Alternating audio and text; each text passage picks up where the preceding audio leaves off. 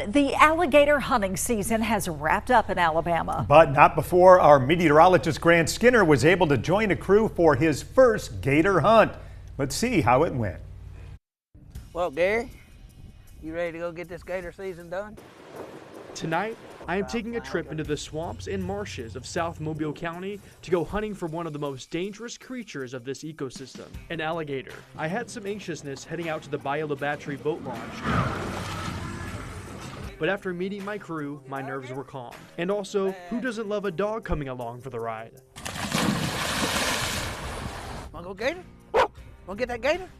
Wanna get the gator?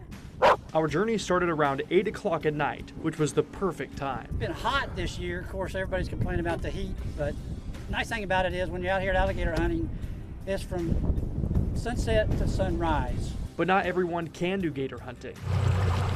Gary was very fortunate to get one of the 260 tags given out in the state of Alabama this season.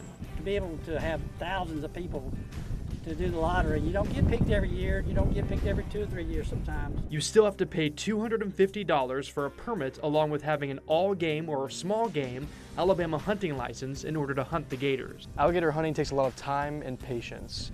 We can shine a light and see if we can find one, but then it's the sneaking up and trying to get close enough to make the big catch. It's a give and take trip, and you gotta have patience. Where'd that little gator go? And you have to make sure the gator is the right size. We should see a bunch of little ones, but there's about 3 really good ones that I want to target tonight.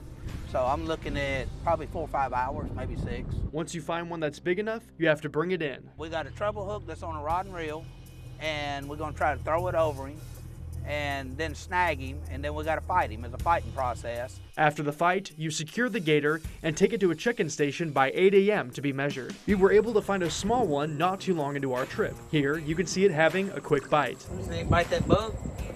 Look, he's eating a bug. We saw a lot of eyes glowing above the surface of the water, but none that were big enough. Conditions weren't quite right with a steady breeze at the surface. It's hard work, but it is a great experience. You gotta be with the right people, and you gotta be safe. It's a lot of fun to get out here with your buddies. Yano even got comfortable enough to crack some jokes. Unless half of us gets out. Y'all might have to get out of the boat so we can go get that gator. Can I volunteer to stay in the boat with you? Although we weren't lucky enough to catch one that night, many folks had more success on other nights.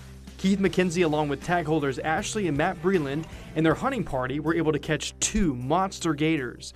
One measured at 11 feet 4 inches and 454 pounds, and another measured at 11 feet 8 inches and 503 pounds. This just shows that some nights are going to be more successful than others when braving the dark waters hunting for these elusive creatures. In South Mobile County with photojournalist Dan Kettinger, I'm meteorologist Grant Skinner, WKRG News 5.